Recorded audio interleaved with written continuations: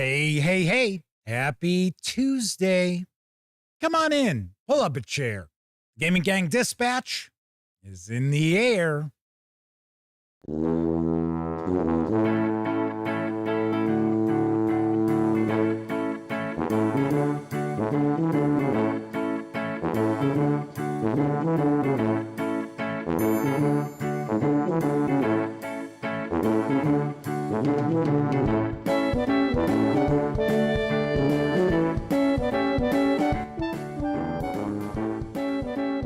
Howdy, gang, and welcome once again to the Duct Tape Studios. I'm Jeff McAleer, your host here at the Gaming Gang Dispatch, brought to you by, shockingly enough, thegaminggang.com, of which I happen to be the founder and editor-in-chief. So welcome aboard, everyone. Tonight is Tuesday, September 2nd, 2025. This is live stream 1230. If you're not overly familiar with the show, let me point out it's super casual around here. Just hanging out, talking about the latest in tabletop gaming news. And then normally we'll take a first look at a game. Every once in a while, I might devote the show to a topic related to our hobby. And every blue moon, I might just share the news and then just chew the fat with chat. But tonight, we're going to dive on in. We're going to take a first look at High Noon at Midnight for the Cypher System from Monte Cook Games. Yes, this brings the Weird West to the Cypher System. We're going to dive on in just a bit. Do want to mention, if you are tuning in for that first look, we always tackle the tabletop gaming news first around here. It's probably going to be about 35, 40 minutes before we get on into that first look. Of course, when you're not watching videos on the Gaming Gang channel, be sure to visit gaminggang.com for all latest in tabletop gaming news, reviews, and a whole lot more you are not going to find here on YouTube. You know the drill. Get your geek on at thegaminggang.com. And then, of course, because this is a live show, there is chat available. Got to be a subscriber to the channel and have been for at least an hour before you can take part in chat. But if you check that box and you want to say howdy, maybe get a question, comment, by all means, chime in. I'll do my absolute best to respond. First out the gate tonight is Semper Buffo. Kathy Evans is also with us. We might have the lovely and talented Miss Sarah D lurking in the shadows as our chat moderator. I believe, if I remember correctly, our other chat moderator, the Madman, is not going to be around tonight. I think, I remember right, maybe he's gaming. Maybe that's what he's got cooking this evening. Yes, so Sarah D is saying howdy. She's emerging from the shadows to say hello. Gotta say, this has been a wacky day. This has just been a very weird day. I have a very strange week ahead. Always something. Always something. But all these packages were supposed to be arriving today. So one of them is from Cubicle 7 Games. That is delayed. That'll show up tomorrow. There was another package that was supposed to hopefully arrive over the weekend, and that was the latest releases from Paizo Inc., because originally tonight was going to be our Paizo preview for September. That box actually arrived 10 minutes before I came downstairs. So I wasn't going to sit around waiting all day to see if it showed up and then be like last minute, oh, it didn't come. Now what am I going to do? So I had decided, yeah, you know what? We're going to do a first look at High Noon at Midnight because I am curious about this. And I actually did finish my review of the Cypher System starter set. In fact, it's done. It's been uploaded. I was going to share it this morning. And then I thought, well, you know what? I better not because I don't want to double dip. So I didn't want to be sitting there going, oh, okay, so we're taking a look at a Monte Cook game release, and I'm sharing a Monte Cook game review. Nah, I try to not do that in a single day. So anyway, So I held off on it, but it'll be up tomorrow. Like I said, it's done. It's in the can. It's good to go. Just haven't shared it publicly yet. And I also want to mention, before we dive on into the news, it was 15 years ago yesterday that my best friend Elliot Miller and I publicly launched thegaminggang.com. 15 years ago. Yowza. I would have never guessed that I would still be covering the tabletop gaming hobby. Now, I, of course, would still be gaming. I was really surprised. I've got a little shocked. So now, officially, we are in our 16th year of covering the hobby here at the Gaming Gang. How's about that? All right, we've got Shozama 85, W Forge, J-Man, and VS joining us in chat. Let's jump on into the news because a lot of cool stuff tonight. Available now in print and PDF from Runehammer comes Hard Suit Primal for Daggerheart. Yes, you heard that correctly. Here's the scoop. Hard Suit Primal is a Daggerheart campaign frame with teeth. The events of index card role-playing game Hard Suit are 3,000 years in the future. In this setting, you'll play in a wild, savage world of pterosaurs and proto-men, jungles and alien secrets. If you're playing Daggerheart and seeking a path less trodden, look no further. Whether going for the glossy hardcover or the digital-only bundle, get your Daggerheart game ready for a savage adventure into the distant past of Hard Suit. It includes a 75-page primal book, Daggerheart-compatible classes, adversaries, equipment, Hard Suit mecha rules, adventures, and much more. There's print and cut PDF cards. So 70 in Daggerheart style to keep your table fast and modular. Print them up on cardstock, cut them out, and get down to playing. There's a high-resolution world map of Atria. It is a huge map perfect for virtual tabletop use. And this is a perfect matchup for your Hard Suit ICRPG hardcover, complete with a world map back cover. It's also include a Primal Daggerheart character sheet. All you gotta do is print it and go. The 75-page hardcover with the digital bundle is available right now over at DriveThruRPG for $30. If you want to just score the digital bundle alone, you can do that for $15. I got to say, I was kind of surprised to see this is for Daggerheart. I know Crown and Skull came out from Runehammer. Didn't have an opportunity to take a peek at that. But this is the latest, and kind of interesting that Hankering for an Ale is jumping on into some Daggerheart releases, I guess. Not too shabby. Pretty cool. Looks interesting.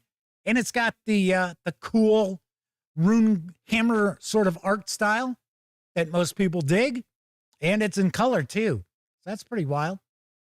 Moving right along, the Castles and Crusades starter set is now available in print and PDF.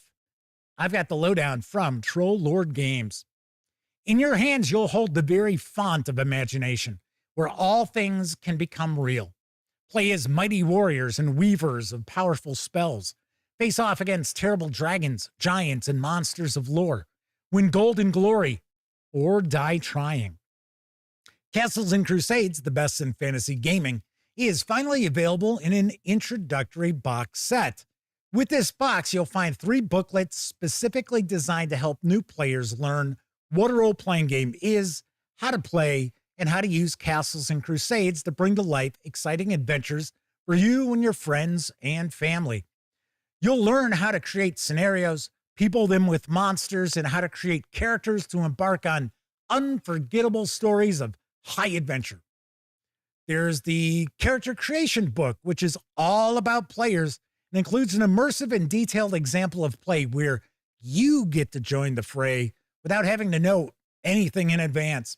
It also teaches how to generate a character, how to inhabit the role of that character, how to equip, create descriptions, and use that character's abilities.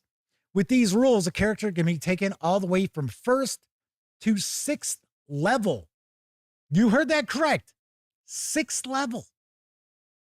Starter sets normally just take you up to 3rd, and that's if you're in a, say, 1 to 20 level range. Then we also have directing the game. This book is all about the Castle Keeper, the world builder. The Castle Keeper acts as the game's referee, and in directing the game, you'll learn how to run the game, how to build your own fantasy world, and how to handle any situation. Then there's Into the Dark.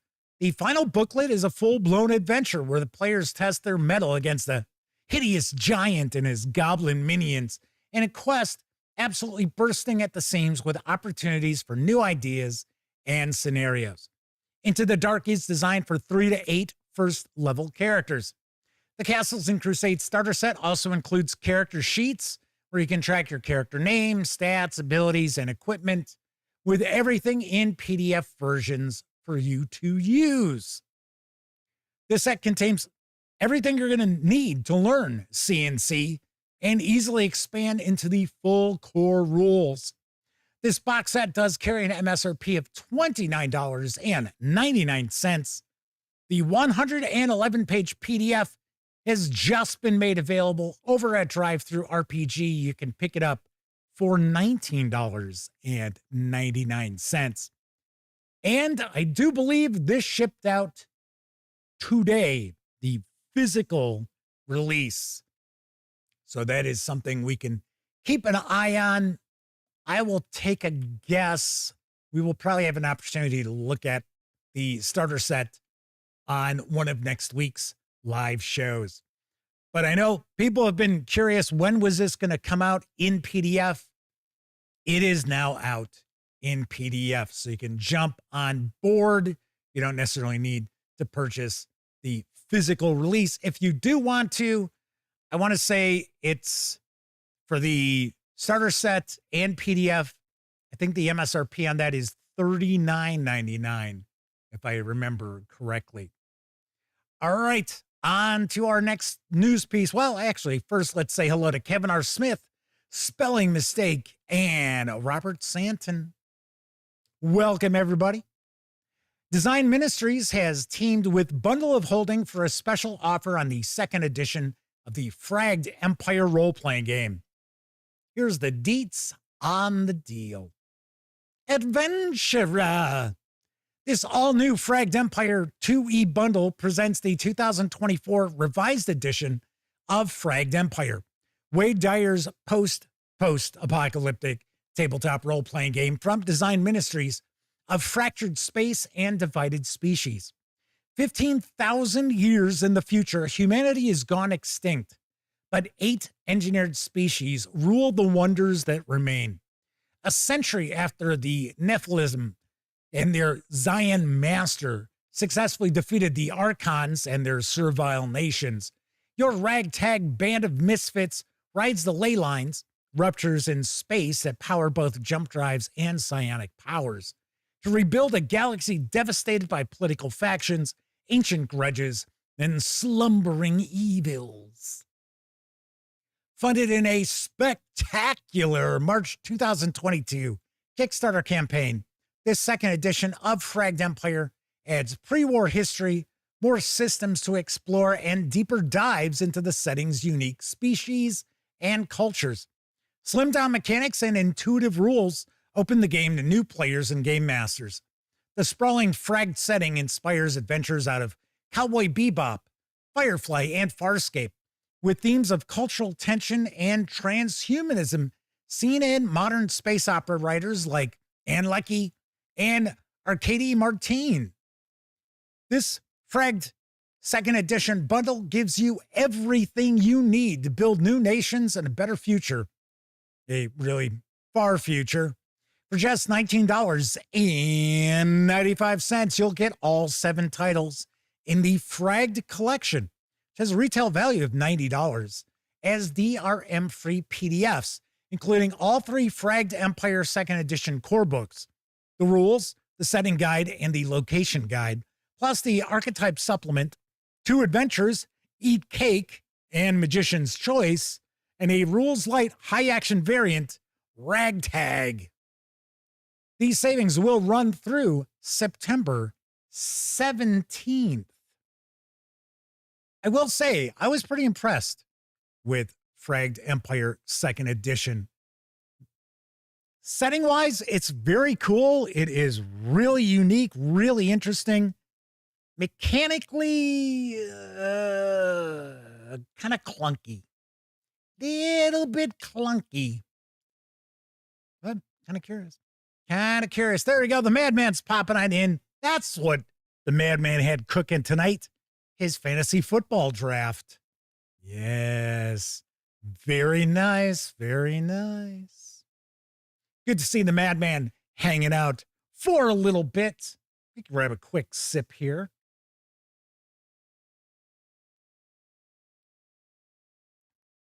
Wet my whistle a little bit. On to our next news piece. The Black Pudding Playbook is out in print and PDF from Random Order Creations. I've got the skinny from Out of the Dank. All right, come on. What the hell's going on here? Suddenly I was like, what's going on here? My teleprompter just locked up. I was like, come on. Come on. There we go. The Black Pudding Playbook is out in print and PDF from Random Order Creations. From Out of the Dank Darkness, glorping feverishly, a black pseudopod lunges at you. Strike it not with blades of steel, but burn it with fire. For it is the Black Pudding, the Black Pudding Playbook.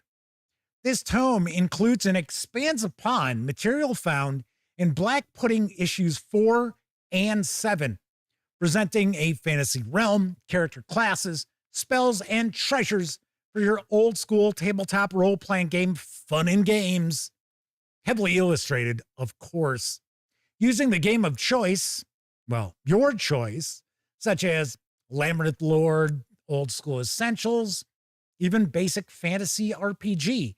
You can schlorp and punginate in fabulous dicing adventures. The 66-page hardcover with PDF is actually pay what you want. Now, I do believe there is a minimum. Like, I don't think you can get the 66-page hardcover with the PDF for like $2. But the PDF is also pay what you want. So that means you could get the PDF absolutely free, because that's what creators do when they make something pay what you want. They do realize a lot of people are gonna, check it out for free. I gotta say, I've always thought that Black Pudding looks cool. It's always got a cool kind of art style to it. Really looks good. Really looks impressive. And there are quite a few. Are there 8 issues? I think there were 8 issues overall. And then there's a couple of, I think they're compendiums. And then, of course, now we have the Black Pudding Playbook, which collects issues 4 and 7. Well, I guess not everything, probably. Certain things from it, and expands upon them as well. Sweet. I like the art, too. I think the art looks pretty wild. Moving right along, let's talk about our final news piece, because now available in PDF is the Vault 5e Victoriana Core Book from Cubicle 7 Games. I've got the latest. Navigate the tempestuous etheric, okay, that's a word I haven't encountered in a long time, smog of industrial London as technology, magic, and social class clash. Victoriana is a world not unlike our own, but one that the emergence of magic and the supernatural has forever changed. Fantastical folk and strange creatures walk the streets. Wyvern riders patrol the skies, and magic and science coalesce to create otherwise impossible technological advancements. This is a world of steampunk adventure in the etheric smoke of industrial London. Victoriana for 5th edition contains everything you need to bring a historical fantasy game to the world's most popular role-playing game. Discover the origin of your association, a group dedicated to facing the dangers of London, operating from a headquarters with allies and features to help you in your adventures. Create irregulars, headstrong Londoners from the hardworking proletariat, gadgeteering bourgeois, magically inclined nobility. Follow their unique life stories to build your character. Follow the paths of 8 different roles with 2 archetypes each, similar to 5th edition's classes and subclasses, with the firearm aficionado adventurer, the inventive and technologically minded gadgeteer, and the spell-slinging thaumaturge. Among others, each irregular is equipped to face the dangers in the smoke. Wield powerful magic designed for urban warfare and polite parties alike, with talismans charged with natural magic, fantastical machines fueled by the magical spark of creation, and etherical powers pulled from the edges of the universe. Explore the beautiful and dangerous city of London, from the towering airship tower on Cannon Street to the Fey portals to the other world hidden behind rookeries and belching factories. The 320-page PDF is available now over at DriveThruRPG for $34.99. You can pre-order the hardcover with PDF over at Cubicle 7 Games for an MSRP of $59.99. Of course, you will receive the PDF pretty much immediately. The expected ship date on the physical book is the first quarter of next year. Very nice. So this had a pretty solid crowdfunding run. If I remember, I think it was on Kickstarter. And this is what, the 4th? Essentially, this is the 4th edition of Victoriana. Except this time it's using 5e mechanics. Interesting. Gotta say, all of the Vault 5e releases have been pretty impressive overall. Pretty nice. Pretty nice. Pretty good. All right, that is it for the news tonight. Of course, I was just talking about DriveThruRPG for almost every news piece, I think. Don't forget, the Gaming Gang, thus the Dispatch, is affiliated with the One Bookshelf sites. So if you are going to visit DriveThruRPG, Storyteller's Vault, Wargame Vault, Dungeon Masters Guild, any of those One Bookshelf sites, please stop by thegaminggang.com first. Click on one of our banners. That way, if you happen to make a purchase, I get 5% of that sale. And all those nickels, dimes, and quarters really do add up and help keep thegaminggang.com around. Should also mention there is a Savage World sale going on at DriveThruRPG. It is a Savage September, and I think you can save up to, it's either 30 or 40%.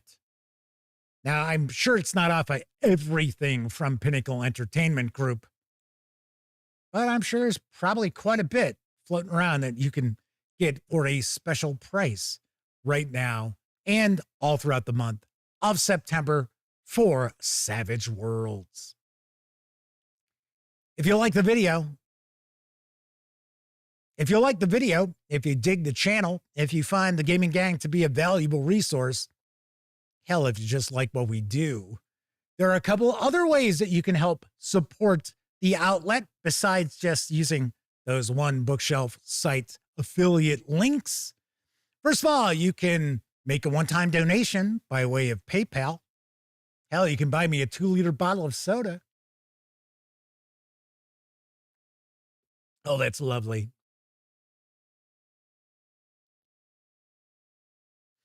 Or you can become a monthly member of our Patreon. Yes, that's right. Be sure to join our Patreon, be a monthly member. Should also mention You'll find links down in the show notes for that. Also in the show notes, you'll find an invite link to our Discord server, which is absolutely free for you to join. So be sure to hang with the gang over on Discord. All righty. So that's it for the news tonight. I mentioned it's been kind of a crazy day and it's going to be a crazy week. So tomorrow we will have the Paizo preview.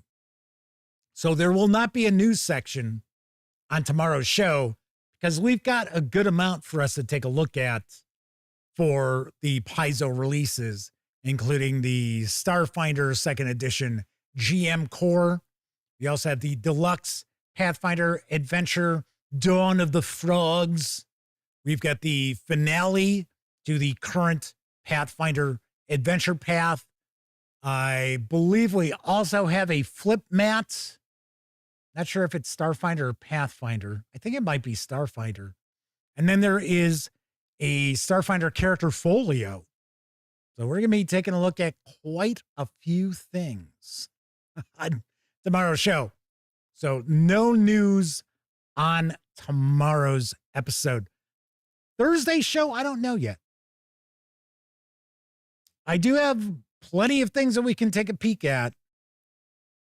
I'm curious, because to be honest, if the package from Cubicle 7 Games shows up, I would like to show a first look at one of their items. So I know we've got it would probably be the High Elf Player's Guide for Whiffrip. Shozama85 says, funny enough, they counted up their quarters yesterday to buy Jack in the Box. We just had Jack in the Box return to Illinois, and it is actually in the same town that Sarah D lives in. Now people are going to be going online trying to find, where is it in Illinois? Oh, now I know. Now I know the town that Sarah D lives in. I like Jack in the Box. When I lived out in Arizona, Jack in the Box was a good place to go pick up a couple of egg rolls. Their egg rolls were surprisingly good. Everyone would get the tacos. The tacos, when I lived out there, I think they were $2 for $1. And that's about what they were worth. But they were filling. So anyway, so I started to say that this week's going to be pretty crazy. Tomorrow I have to take my mom to get, every month, she's having a problem with one of her eyes. Well, actually, I think it's both of her eyes she gets the injections in. So she's getting these injections into her eyes. So I am going to be taking her to the doctor for that. We kind of switch off between my brother and I doing it. So that's tomorrow. And of course, it's like a 3-hour session. So I will be bringing books to read for sure. And then on Thursday, I have to go see the endocrinologist because of my thyroid. So those of you who follow the gaming gang know that I've mentioned before that I take this like huge dosage of medication for my thyroid, and it's just not doing it. And I can now, I don't have like a goiter or anything like that, but I can feel like there's almost like a little lump in my throat. So thankfully, it's only taken me 10 months to finally get in to see this doctor. I actually scheduled the appointment 10 months ago. So that'll be all the excitement on Thursday. So yeah, like I said, got a lot going on this week. Yes. Lord Cost 2000 is with us tonight. Welcome aboard. So we're going to be diving on in. We're going to be taking a look at High Noon at Midnight for Cypher System from Monte Cook Games in just a few moments. But first, I think it's time for a brief intermission. It's intermission time, folks. Time out for a delicious snack in our sparkling refreshment building. Every item a fresh, appetizing taste treat.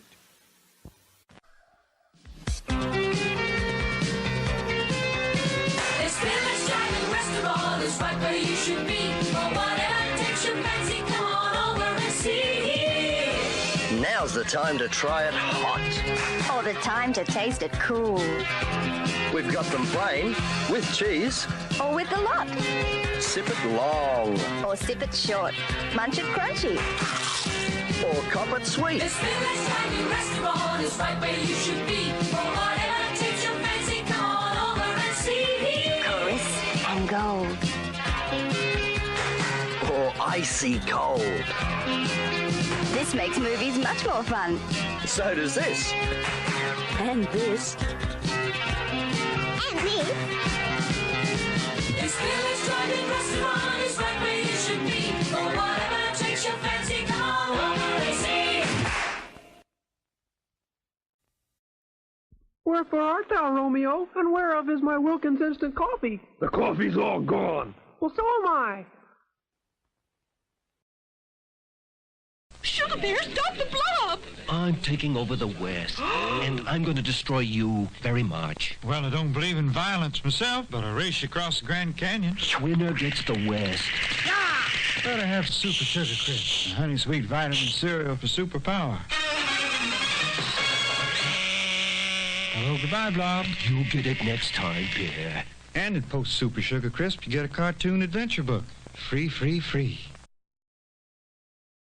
Now, from Milton Bradley, it's... You take your card and put it in a rack. If you don't want it, put it back. Very first player to make a run says... What fun! That's Racco, Milton Bradley's great card game for 2, 3, or 4 players of any age. Get... What fun! And here's another great fun game from Milton Bradley. Easy money. Easy money. You buy some land and houses too. You make it rich from the rent, or you'll be flat broke when the mortgage is due. Either way, it's fun when you play. Easy money. Easy money. Easy Money and Racco. 2 good reasons that... Milton Bradley makes the best games in the world. Get Racco! And easy money. From MB.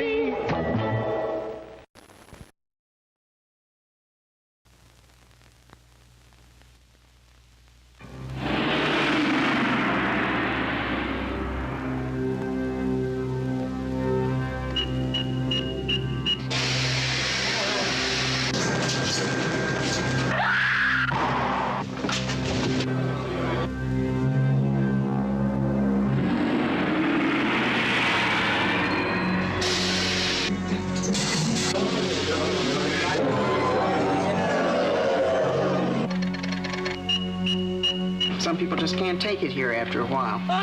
And don't worry, you'll get used to it. It'll get better, I promise. Bingo. Try and meddle, I want you to know what you're meddling with. I could use a little help. You're supposed to protect us.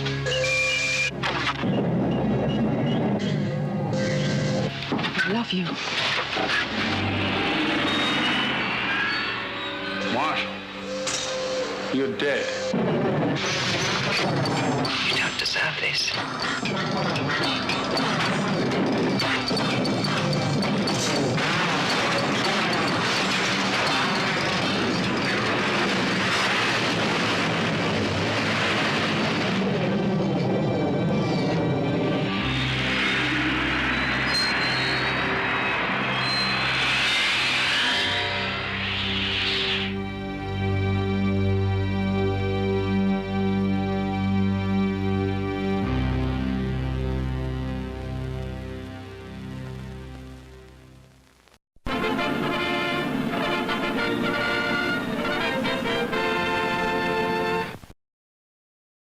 I was wondering who was going to jump on the High Noon in Space.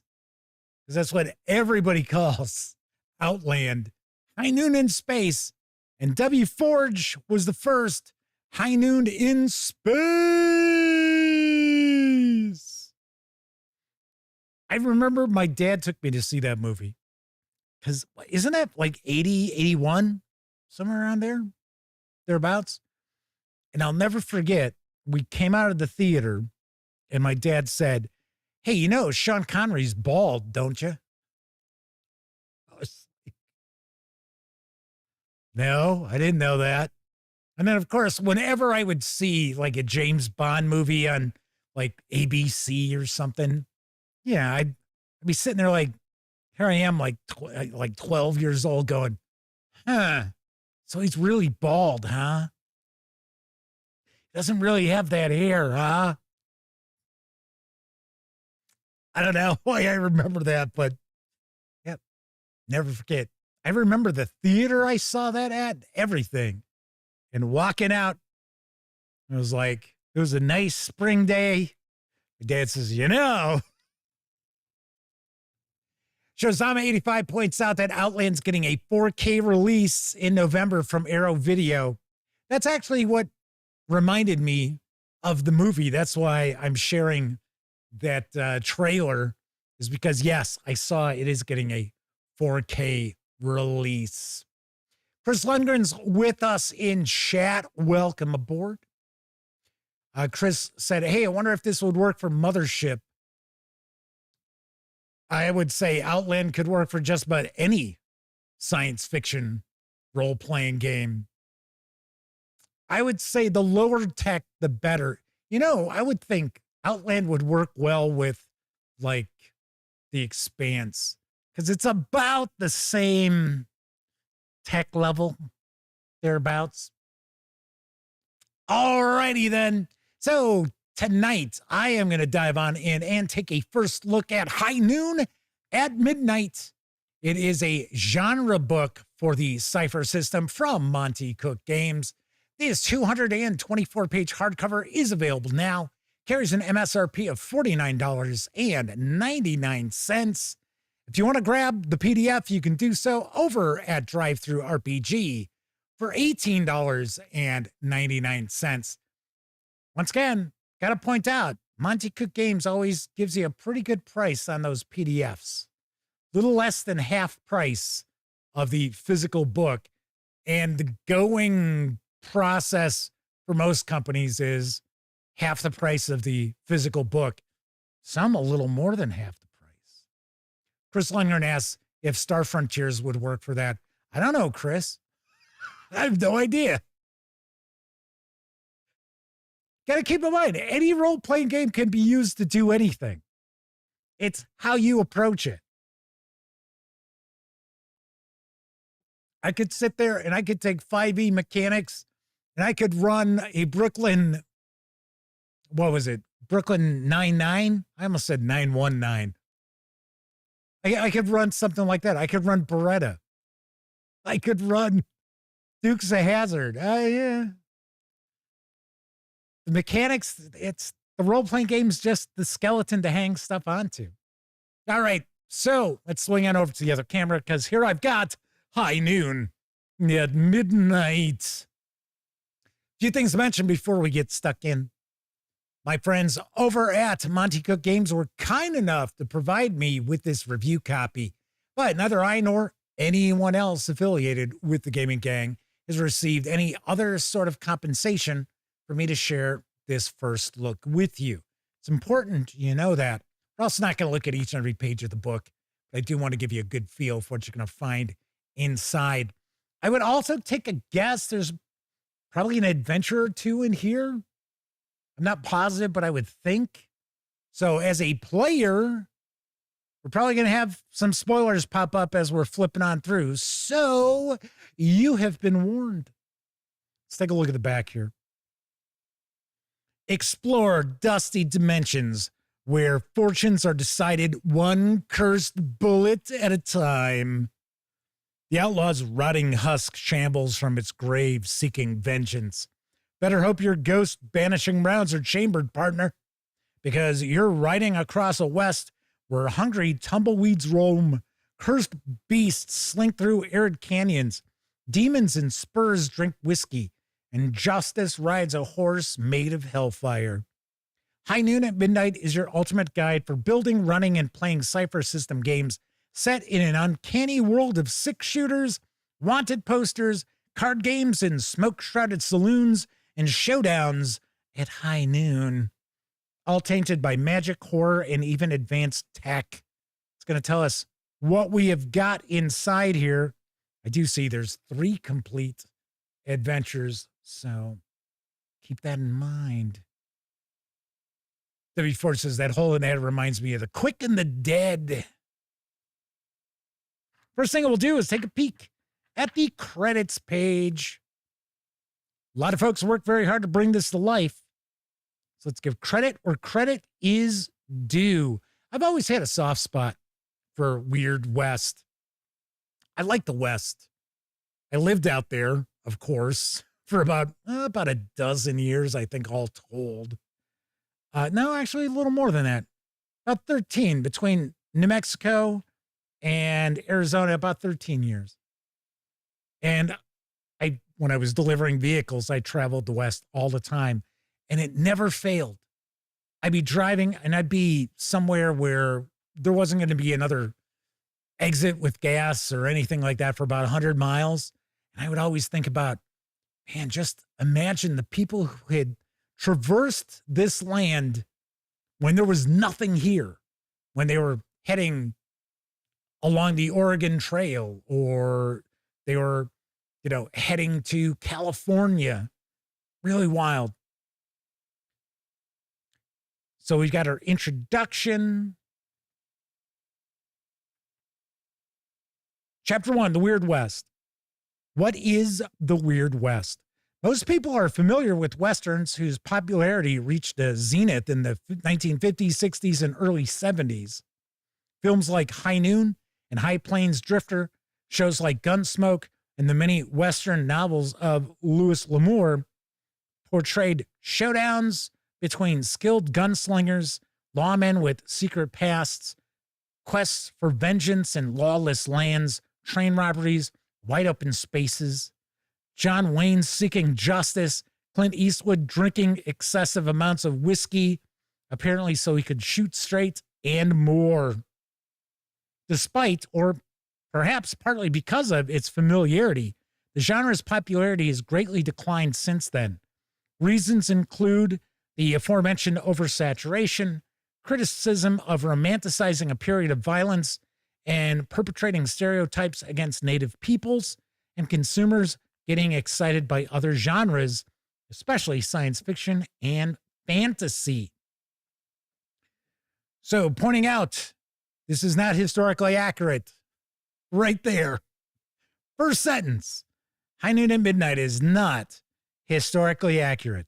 It's intended as a weird take on your favorite Western tropes. Talking about borrowing from other sources. Of course, cribbed from everything. W4 says they heard John Wayne disliked High Noon. You know what? A lot of people didn't care for High Noon. I don't mind it. I think it's okay. I do think it's a little slow and a little drawn out. But W. Ford says Rio Bravo was supposedly a response to that film. Well, all right. So creating a brand new setting, mostly historically fictitious. If your setting takes place on Earth, it might not. You could consider how historically accurate you want to be. Just by asking the question, you might come up with a nugget or two of interesting world building. A few options follow. Getting into this.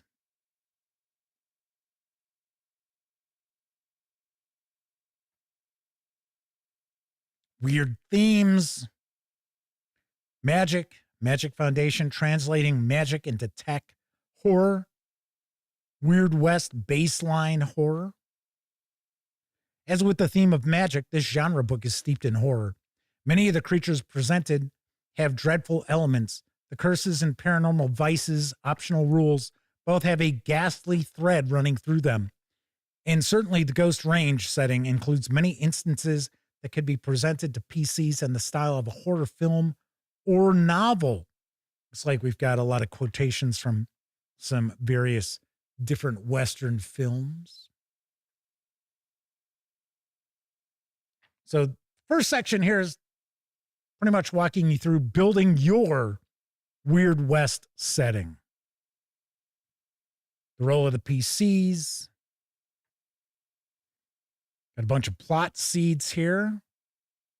It's like 100 of them, such as a murdered child's ghost begs player characters to bring their killer to justice. An outlaw whose prosthetic heart audibly ticks is active hereabouts. Both candidates for town mayor were found dead with no obvious cause. One thing I should mention is because the Cypher system is pretty broad, you could easily gain inspiration, I guess we'll say, from other Weird West role-playing games out there. I would think it wouldn't be all too difficult to convert various different, even, like really old Deadlands stuff. That's what I'm thinking. I was wondering. I see. That's what it is. I was like, the way the book was laying was kind of off a little bit, but I guess that's our center stitch. I will say paper stock, nice and thick. Artwork's very cool. Something else you could do with Weird West is you could go with, now I'm not talking about that god-awful Will Smith movie. Ugh. God, it's horrible. I'm talking the original Wild Wild West. Now, granted, there's no horror elements to it, but there is a bit of a steampunk element to it, as well as a, kind of like James Bond, secret agent sort of vibe to the goings-on. So we've got our Weird West setting options. Talking about locations in town, wilderness, the Badlands. Badlands resist visitors because they're hard to survive in. Serrated spine-like terrain forms an eroded, barren landscape that stretches as far as the eye can see, sometimes overlapping or indistinguishable from deserts. Pathways between the rugged landforms are a maze between the rugged, a maze of gullies, ravines, and canyons carved by erosion. There is little, if any, vegetation. So here we've got, I actually used this for a video, for one of the live videos, that art piece there.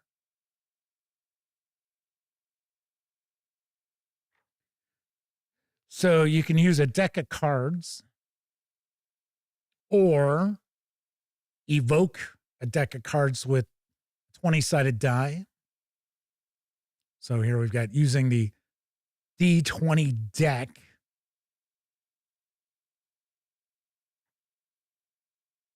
So we got some optional rules for the Weird West. So these are in addition to the rules from the Cypher System core rulebook. Are these paranormal vices of the Weird West? I wouldn't call drinking a paranormal vice. W4 says, favorite movie Western dialogue. Greatest shot I ever seen. The worst. I was aiming for the horse. Or you had, look at that. Steady as a rock. Yeah, but I shoot with this hand. Oh, yeah, that's a movie that would never be made today. Threats and hazards of the Weird West. Characters traveling the Weird West face all kinds of challenges and dangers. These include outlaws, undead called necrovores in the Ghost Range, harsh wilderness conditions, and often enough inexplicable and uncanny phenomena that afflict the landscape, whether out in the wilderness or in town.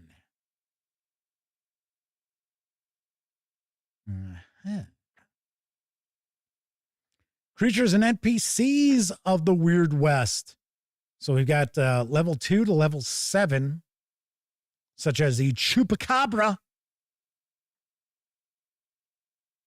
and an alchemist, Frostwalker, Hellfire Steed, Sulfur Stalker, Gunfighters.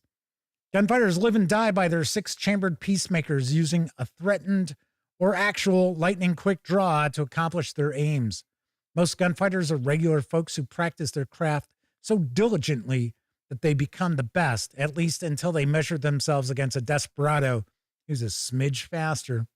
Most gunfighters in a Weird West setting have a bit of supernatural about them. One variety of gunfighter, known as a hex gunner, explicitly mixes magic with bullets. So we also have, I guess there's gunfighters in the Cypher System bestiary. Well. Troy Cornelson's with us in chat. Talking about the Jonah Hex comic series from DC. Here's the Hallowed Ranger, cloaked in a tattered duster and writing nothing but a memory. This necrovore, known as a Hallowed Ranger, is a traveling portal to elsewhere, perhaps connecting to a nightmare, the far future after everyone has died, or some region of hell where corpses shamble beneath an eternal eclipse. Hallowed Rangers ride forth where good people were gunned down in cold blood and then dumped in shallow, unmarked graves. The injustice rips a hole in the world, which the murdered spirit possesses and becomes. Unfortunately, a Hallowed Ranger's desire for vengeance doesn't restrict them from visiting horror on most everything they encounter. Chris Liner asks, why is it so many of the Western role-playing games have to have monsters and undead? They'd rather play an Old West theme that's more historically based. Reality is, nothing's stopping you. I mean, most games that do have a Weird West side, I'll give you a great example. Chris Spivey, who is now going to be working with Arc Dream Publishing, kudos to him. Big congrats. I've shared my congratulations of him online. He's got Haunted West, and it is a Western role-playing game. If you want to discard all of the, Weird West aspects of it, you certainly can. It is very easy to do that. Cronerios is with us. Cronerios, taking a guess that that's the pronunciation. Might be a first-time visit in chat. I'm not recognizing that nickname. Said, just arrived. Is this a Cypher System setting book or a game using the Cypher System? This is a genre book. So you do need to have the core rule book in order to utilize this. So these look like descriptors. Yep. Grizzled, laconic, risen, slick, trigger happy. You're not just fast, you're lightning fast, quick thinking and nimble.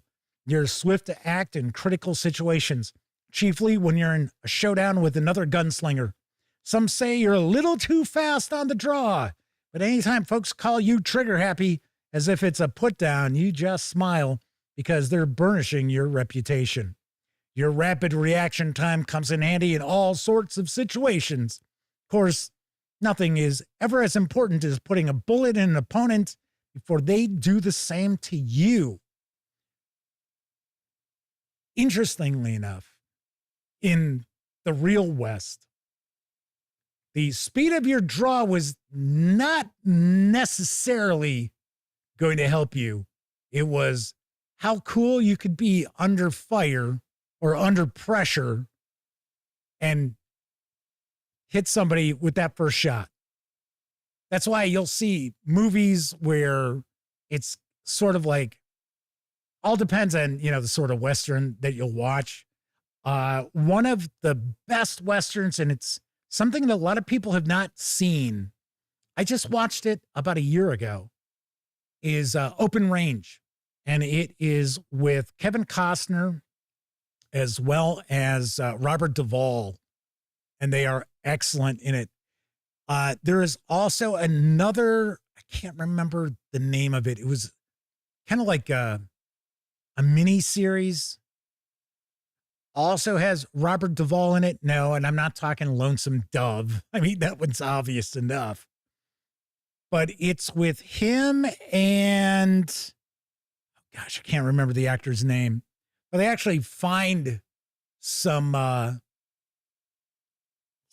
Chinese women who are being taken to become prostitutes, and they rescue them. It's a really good one as well. Like I said, off the top of my head, I can't remember the name of it.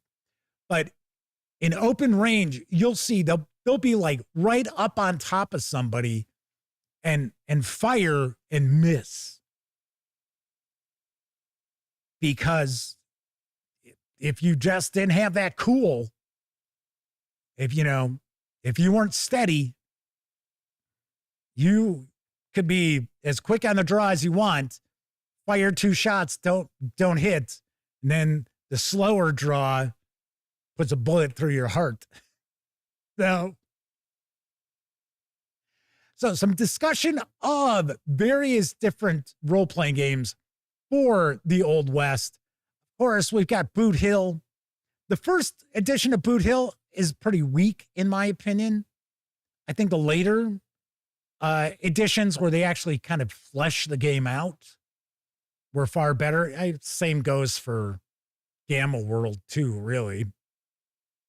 Chris Lindgren, Shotguns and Saddles, Boot Hill, Cowpunchers. They're the only non-Weird West role-playing games that they're familiar with. There are a few out there. So Cronerios says, the funny thing with Cypher System, any core book using Cypher System is good enough to get the idea about how to use these genre books. There you go. W. Ford says Aces and Eights by the same folks who made Hackmaster. Trying to remember, is Aces and Eights the one where you actually roll your dice like in a box top that's got like a figure there, and it like determines, where you hit with your shot? I'm kind of curious. So Chris Leonard points out, yes, Wyatt Earp in the river scene. That supposedly is true. I mean, the reality is Wyatt Earp and Tombstone are unbelievably historically inaccurate, but still. Kevin R. Smith says, first edition of Boot Hill was really just a gunfighting simulation, right? For the most part, yes. And then it had the breakdown of a bunch of real gunfighters as well as fictional gunfighters from movies and things like that. One of the best role-playing sessions I ever encountered, I've talked about this before, not a ton of times, but usually when we're looking at something dealing with the West, it's got to be the summer between my freshman and sophomore year. And my buddy Scott Weigel, who will pop into chat from time to time, his mom drove Scott, myself, Elliot, my best friend. We talk about Elliot all the time.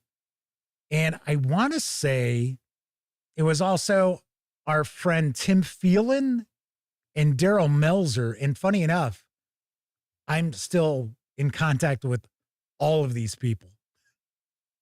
Kind of weird. But we played Boot Hill, and the guy who ran it was probably my age now. And he had tried to convince TSR to do like a supplement for Boot Hill. And he had like all this additional content. So we essentially played the movie Chisholm.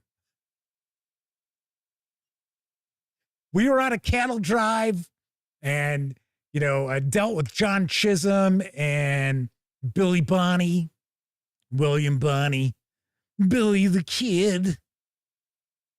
And it was a blast. It was like 4 hours.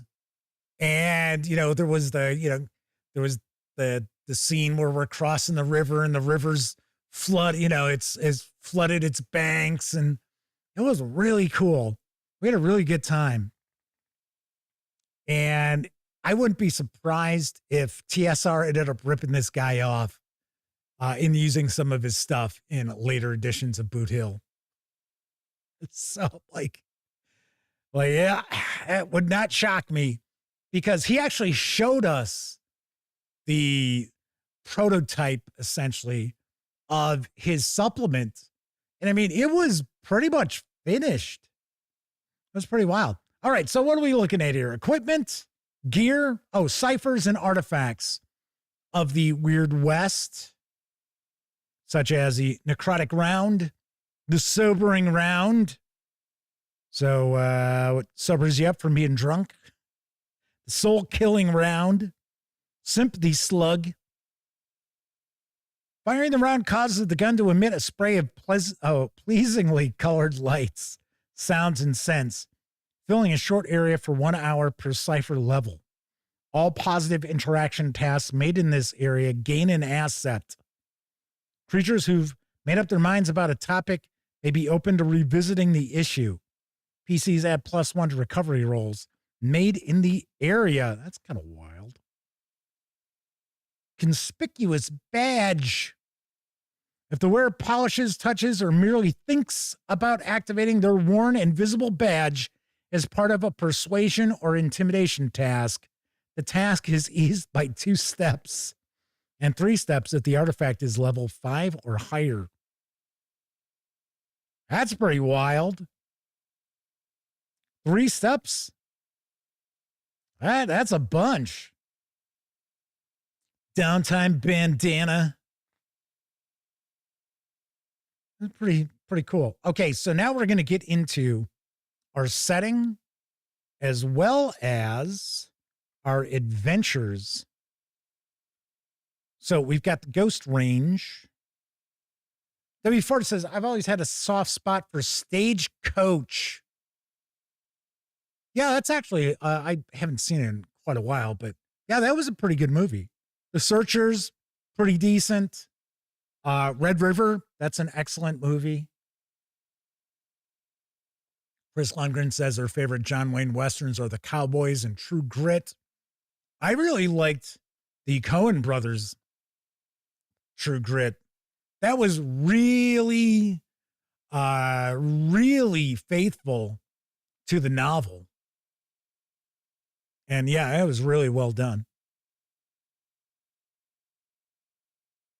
The Ghost Range is a Weird West setting designed for use with the Cypher System rulebook. Yeah, well, we figured.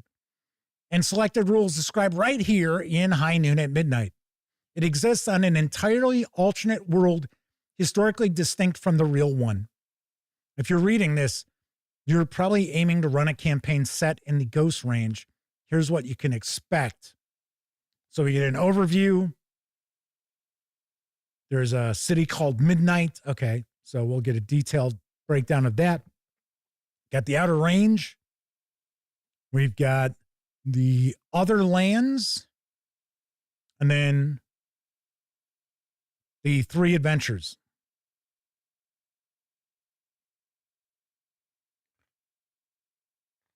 So we have some specifics to this setting here. So Native Nations. gaming in the Ghost range. Ciphers. Subtle ciphers are one default for PCs in the Ghost range. Suitable triggers for handing out subtle ciphers include when PCs succeed at a task or fail at one, find out something new, remember something important, take time to rest and prepare, wake from a vivid dream, change your mind about something, and so on. Says other ciphers are also available. You know, I mentioned this in my upcoming review of the Cypher System starter set. I'm still kind of up in the air on the ciphers. I don't think that, at least not in the starter set, that I'm real clear on it. I'm just being honest. I'm not overly clear on the ciphers. I get it. Ciphers are kind of just one-shot items that the players can utilize. So I completely get that. So I don't know. I think things might become clearer once I'm done checking out the core rulebook. So we've got the outer range. So we had midnight. That was our town. Governance is the outer range, mostly on a level of individual towns, mines, ranches, and homesteads. Midnight mostly keeps the peace with the locally elected sheriff, courthouse, and laws passed by their council of elders. Other places have less formal arrangements, though may still have sheriffs and such if large enough. Each location faces its own unique challenges because isolation is a common problem given the geography of wide prairie lands, mountains, deserts, and badlands comprising the region. So I was curious. I was going to say, I wonder if we've got a difference if we have marshals and we have sheriffs, and right there it's marshals on the range. So they balance the scales of justice wherever they roam, which is actually, you could be a town marshal too. That's kind of wild. W. Ford says, I thought the greatest Western was A Million Ways to Die. You know, I didn't see it. I had heard really negative things about it. And I was like, nah. Troy Cornelson said, don't forget about the greatest Western ever made, Cowboys versus Aliens. It was all right. It wasn't terrible. It was better than I thought it was going to be, but I did not see it in a theater. I was like, no. So we got the other lands. Other territories stretch across the same continent as the Ghost Range. The native nations figure most prominently. Some, especially far-flung places with names like Bloodstone Flats, the Hollows, and the Great Forest, lie beyond, so distant that even rangers don't roam so far. And of course, there's the antiquated kingdoms and crowded states, thankfully separated from right-thinking folks by the Great Eastern Sea. So we're getting some people of note. Then we've got our adventures. So it looks like we've got 3 full-length adventures and then a couple of shorts. Showdown in Alchemy Alley. Outlaws stage an attack on an alchemist in the city of Midnight, and the PCs are caught in the middle. If the characters want to end a festering cycle of violence, they must find the gang's hideout in the Badlands and deal with them one way or another. Showdown in Alchemy Alley is an adventure suitable for 4 to 6 Tier 1 PCs. It can be played as a one-shot or incorporated into a larger campaign set in the Ghost Range or another Weird West setting.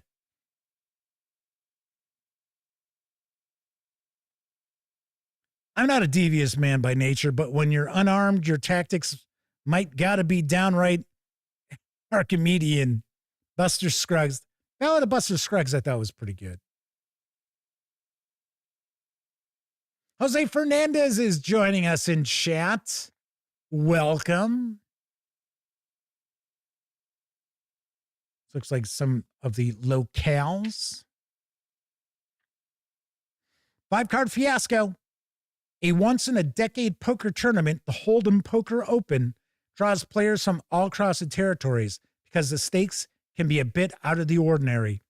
For PC poker players, winning any given pot is sweet, but winning may prove just as dangerous as losing if their greed drives them to collect winnings in a prescribed zone. This is also for Tier 1 characters. Alrighty. Artwork's pretty solid with this. So we got some rules for the tournament.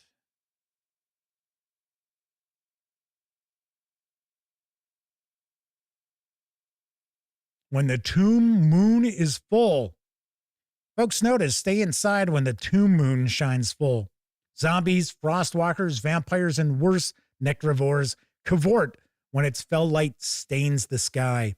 But the PC's job requires that they not only brave the moon's foul radiance, but actually travel to its airless, lifeless surface.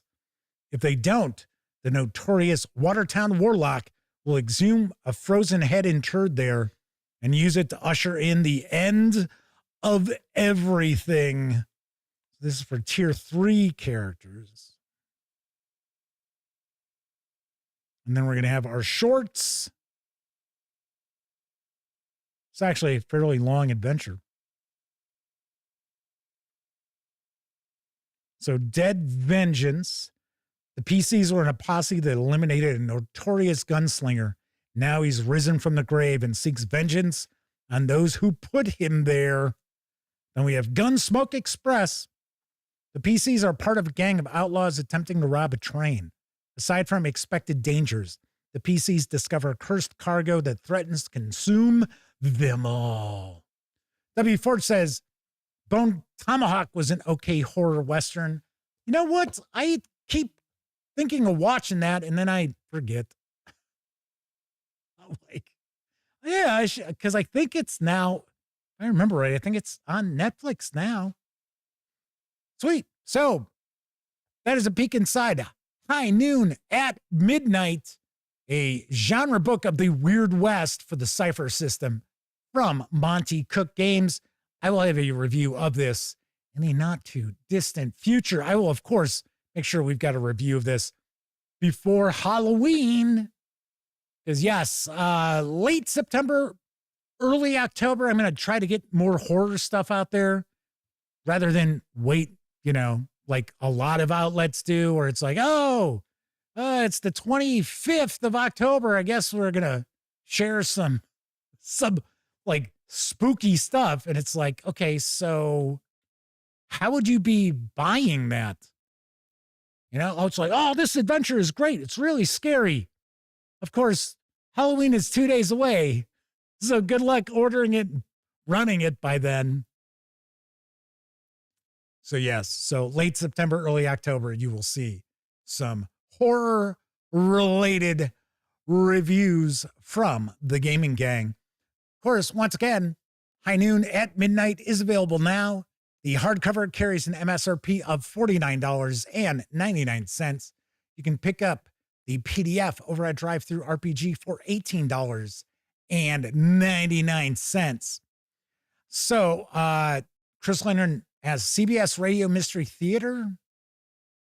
I'm not sure what that's in reference to, but I will say, talking about like audio drama, as far as Westerns, I highly, highly recommend the original Gunsmoke from radio with, it's William Conrad. I almost said Robert Conrad. It's like, no, it's not Robert Conrad.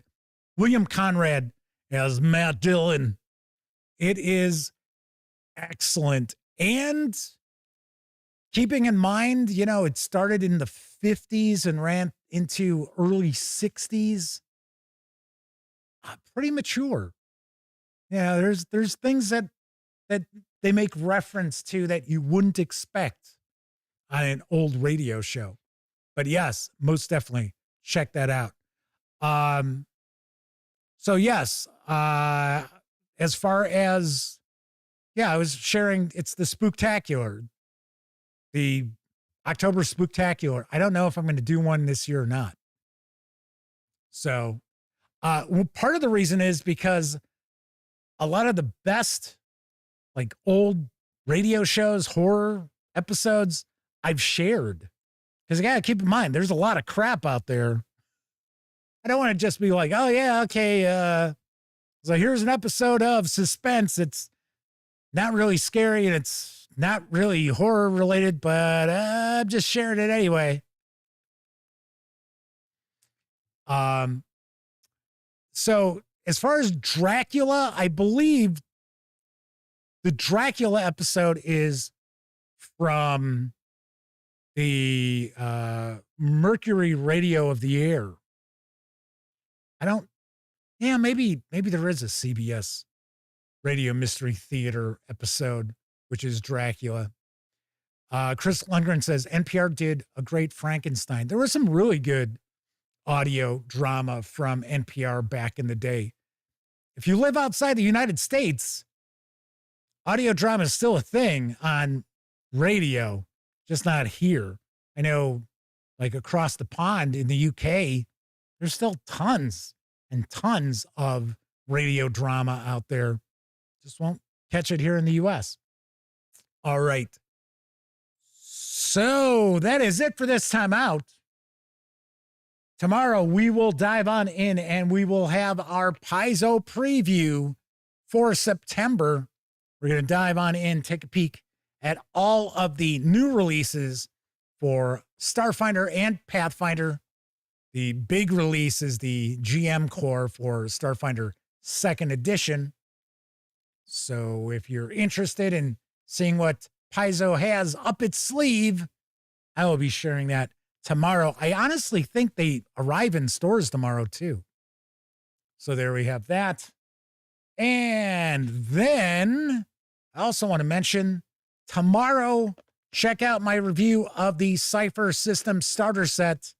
I will have the review up in the wee morning hours.